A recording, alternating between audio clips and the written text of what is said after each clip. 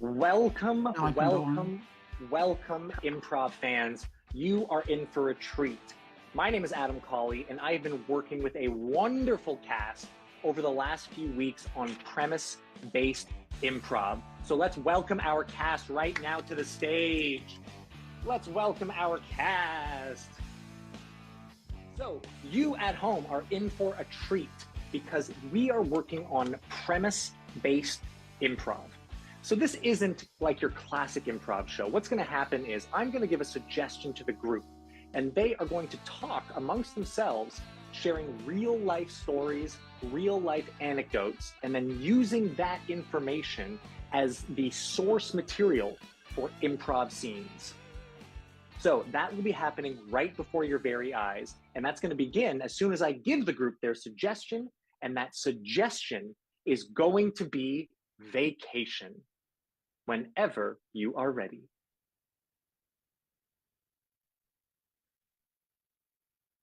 I remember going on vacations when I was little, and my father would drive, and we had this Buick with the four holes in the on the side of it, in the front part, and the seats would flap forward, and he would not let us stop to pee.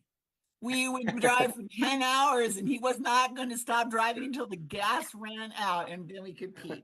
So we're little kids, and we're like, are we there yet? Are we there yet? Which I know all little kids say, but we really meant, are we there yet? Because we had to pee. When I was a kid, my dad would teach us to drive by putting us on his lap. There weren't seat belts in those days, so it didn't matter. He put us on his lap, and we would do the steering wheel. So I remember being like 6 or less on the West Side Highway in Manhattan and just driving along. Oh, God. Very fun. And did you have the thing? Did your parents, when you were sitting next to them on the front seat, right, come to a stop sign, they'd stick their arm out as though somehow having their arm there would hold you in if the car crashed? I think it kept the seat from flipping forward. Oh, well, at least it was right. Oh. Before my wife and I were married, we took a trip to New England. My sister Donna always called it our pre-honeymoon. And we decided we were only going to stay at bed and breakfast. This was before Airbnbs. And so, it was also before the internet. So you would get your little travel guide and a bunch of books. And so we picked these 8 bed and breakfasts for our fall foliage tour.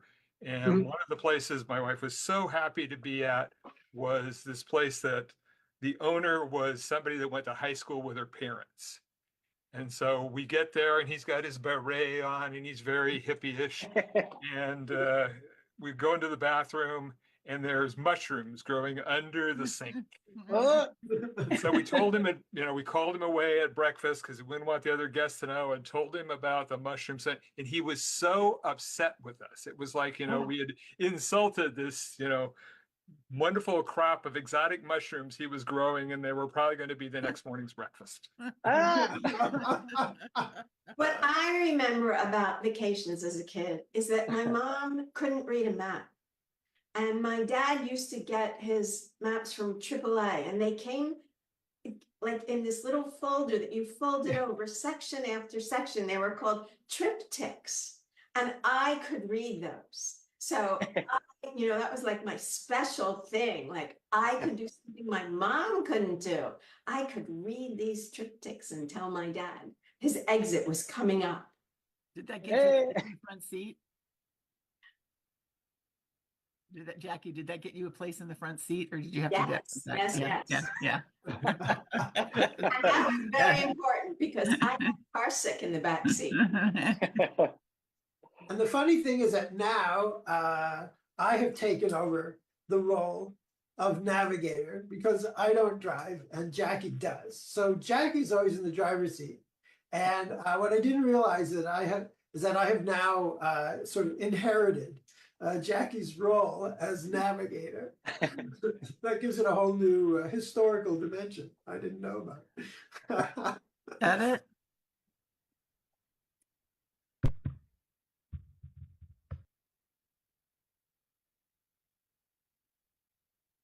Gosh, this place is so cute. So cute. Yeah, what is that's like Victorian or something. yeah, with the tall windows and some stained glass.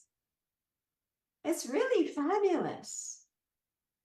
And the roof is got some green stuff growing on it.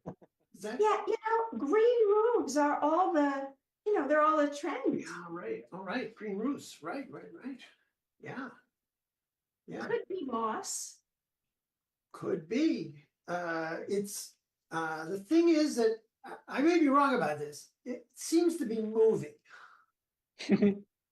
Oh, wrong climate for iguana. No, it's not an iguana exactly. It's some. Seems to me. Yeah, you're right. It's so like. What do you suppose is living up there on the roof? I have a feeling you're about to tell me. It looks to me, I would have to describe it as slime. Slime. Slime. Yeah, looks like slime. Hey, don't disturb my slime. That's very valuable slime. I love my slime. Hey. Ah, you must be Miss Johansson. Yeah. This is yeah. your place. That's right. And you're going to get slime for breakfast. It's going to be delicious. I'm telling you. You want slime. You need slime. Wow. Homegrown local slime. That's hard to get. I'm eating slime for breakfast. I'm not eating slime for any meal. Oh, man. You guys aren't epicures. You get it with homegrown toadstools also. Yes. Delicious. Perfect. See? Our customers are always happy, aren't they? Oh, totally, For Sarah. a while. They love it. I can't believe you're not an epicure. You know, you have to have that sophisticated palate. Slime with a side of toadstools. That's right. Gail, you found such a great place. I can't believe it. How did you know? It could be hallucinogenic or something. Oh, cool. It's going to be delicious. And who knows, you might go on a trip. Edit.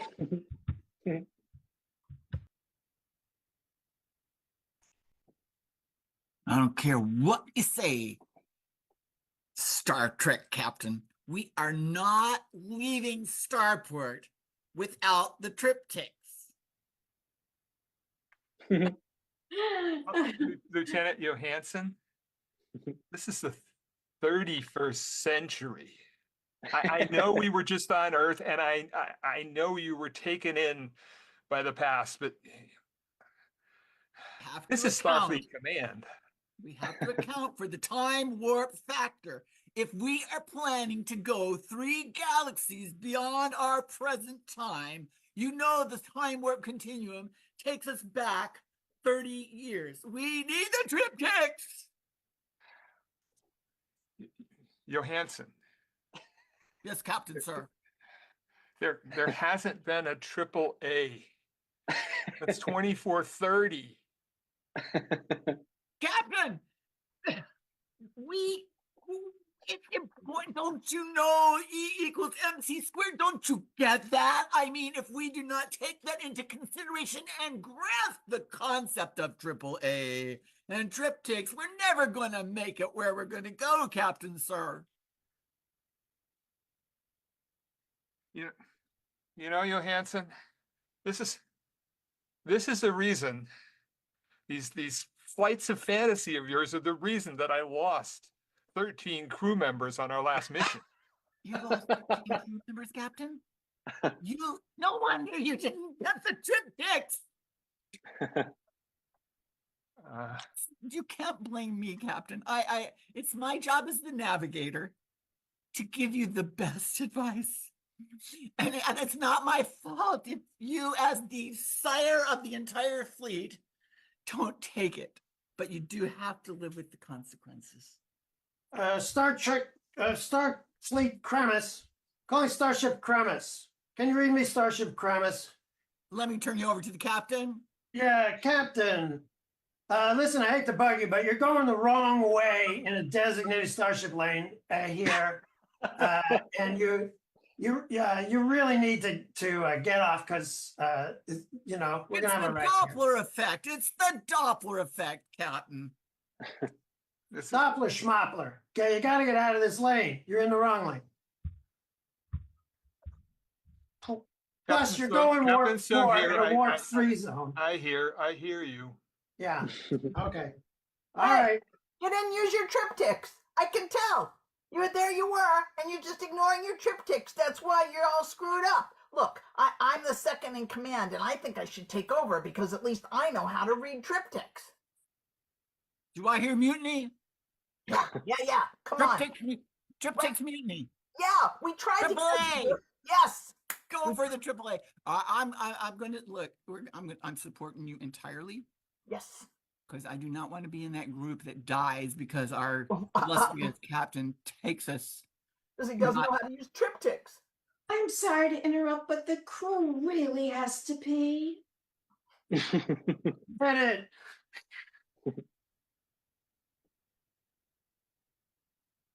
Son, there's Oh. going to be a little change now that you're 6 years old. Oh, Remember how I'm 6 mommy- years old. Remember Yay. mommy took you on the road the other day and Yeah. helped you learn to drive? Oh yeah. I'm so Woo. proud of you. And you know what? Mommy won't be driving you to school anymore. It's time you grew up, son, and drove yourself. Yeah. Damn right. And Mom, I can take the Lexus, can't I? Oh, of course, darling. And here's a triptych telling you the directions to go and some sights along the way. Yeah. You'll have a good time. Yeah. No, that's all right. In fact, I think on the way to school, I'm gonna stop by and see the Grand Canyon. I think that's a wonderful idea. It's time for you to become independent. So send it Yeah. hard. Tag Yeah. out Elizabeth. License and registration, please. Oh, sure. My mom's license and registration are right here. Well, it's her car, you know. I mean, I have a paper route, but I couldn't afford a Lexus. What's your name, son? Gary. Gary?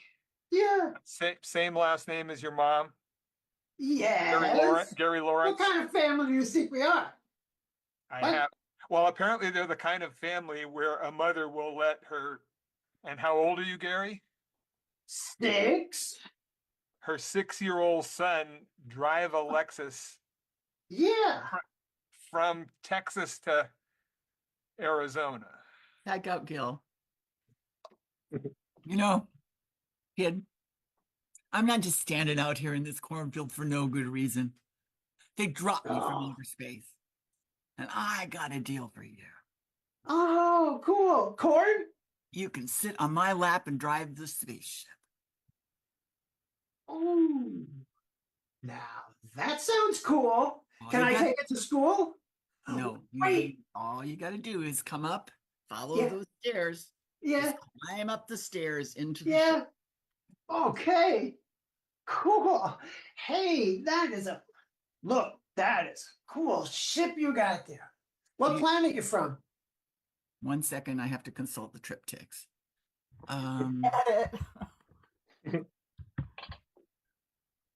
Look, I know that you run this amusement park and this roller coaster, but I'm telling you, I do not need the big harness thing, and neither does my kid. I'm just going to stick out my arm, and they'll be safe, you know? So stick down a little. I'm just sticking out my arm.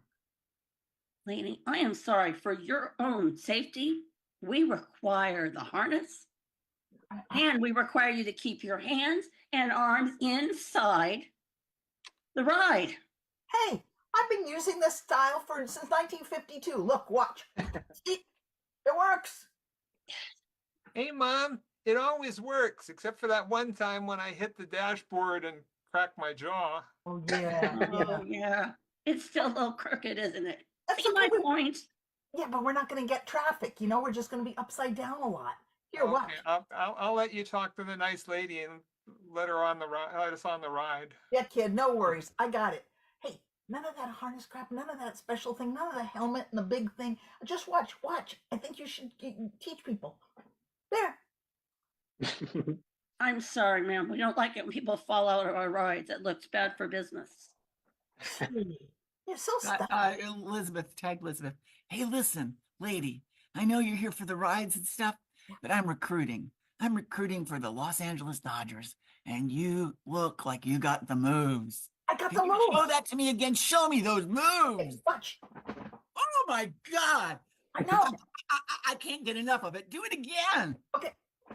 Oh See, my Jesus Dad. Christ. Look at this, guys. Look at this move. Oh my God. This is the net. We're going to win. We are going to, oh, Oh man, I've wanted to be in the Dodgers all the time. you I was. got it. I know. I've just been practicing for 50 years. I tried to draw the team over to look at you because I know that they would just love to see that arm. I know. They don't have enough people with this arm. They're just not, like, I'm sorry, but we'll sign you and we'll try another time to get the team on board because they appear to be like in with the rise right now. But you got a great arm, and I'm sure that whatever you want to do with it, I bet you held those kids back really great, and that's built up that strength, and it shows. Yeah. Yeah. I've got to say that the rest of the players, they're using the harness on the America. They're kind of wusses. Yeah, they're wusses. They're wusses. They're absolute wusses. You're going to show them how it's done. Ball. Toss me the ball. Toss it to me. All right. Living room.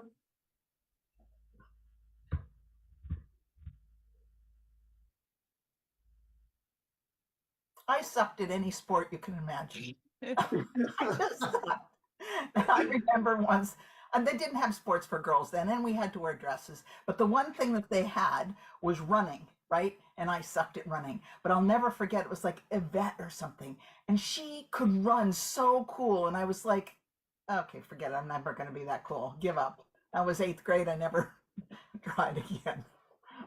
I must have had asthma since I was a tiny child, and my family never went to the doctor, so they didn't know. Because as you're saying that, I remember in junior high, they made us run around the gym, and I'm like wheezing like crazy. It's not normal, but nobody said to me, hey, you've got a medical condition. I just thought, oh my God, I hate to run because I can breathe. But I wasn't diagnosed with asthma for about 10 more years after that.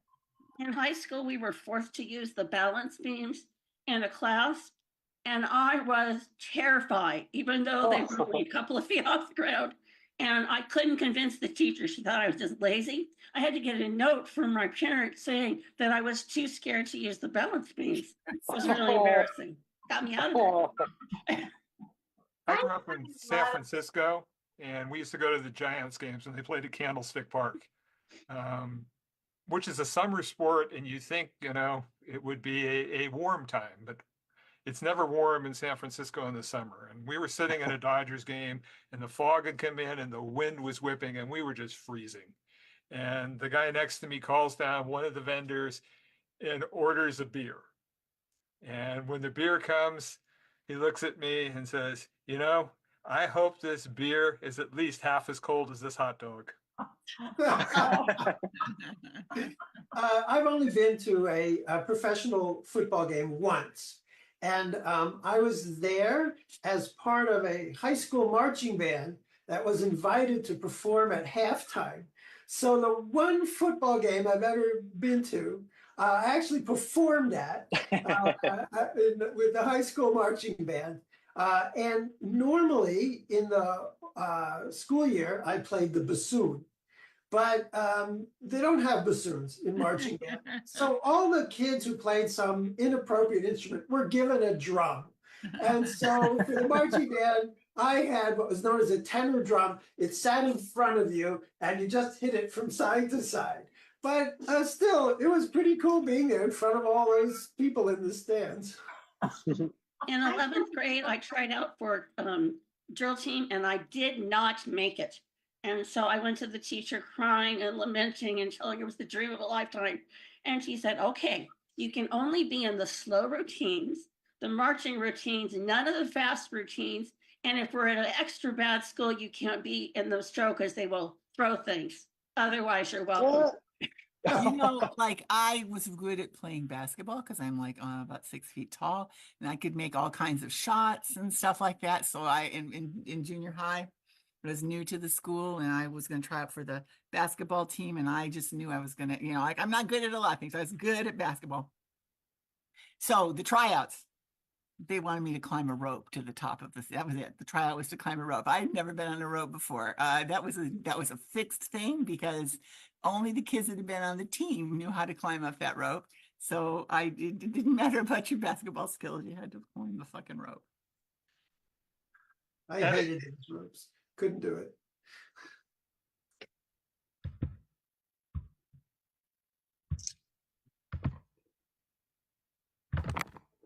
Look, principal, I appreciate that you're supportive, but you've been complaining. I've got to say, okay, so we've got 45 drummers. That's all they can do, they play the bassoon or something. It's just gonna be drums. I'm sorry, Principal Morris. Apologies. Look here, Ms. Crothers, when we advertised for a music director, we had in mind someone who's familiar with a variety of instruments. And I don't think we quite made it clear that we wanted, the sort of band that has, like clarinets and trumpets and things like that. And right, but you got people who play the harp normally and bassoon and flugelhorn and I don't have any of the. I have to give them just something like drums. So now we basically have 50 drummers, and boy, wouldn't it be great if I knew how to teach the harp, or if you even had a marching band harp. I could get away with. I could see us getting away with marching with just a bunch of drums. But at the Christmas concert, we were supposed to be doing Handel's Messiah. That sort of all percussion version of the Messiah. Yeah, Tag out, Josh. Didn't go over so well. So look, you're in the heavenly. Welcome to heaven, St. Peter here. We've been looking for a musician. We need someone to lead the harp chorus. Oh, well, I'm a music teacher. That's my whole profession, and I love it. But you'll find that instead of that harp, that just drumming, banging on something really sounds good. Look, when Jesus Christ goes down, if we have drums, it is going to disturb the sheep laying on their, for the night. So we can't have drums. We need harps. You need harps. Can you do harps? I can't really do harps. I don't really know harps, but I have cymbals. Now they crash really good. That's going to really impress somebody. I think that St. Mary is going to have conniptions if we do cymbals, because it's going to wake the baby Jesus. Oh, I wouldn't want to do that. Oh, crap. Okay. How about this? How about just a whole bunch of baton twirlers, and then they're just twirl the baton. Actually, that might work because the Magi are coming, and it's cloudy outside. But if you throw those things up and especially if you can set them on fire, maybe they'll find the creche, and will manifest the night before Christmas. Okay, cool. Oh no, I am not going into that bowling alley.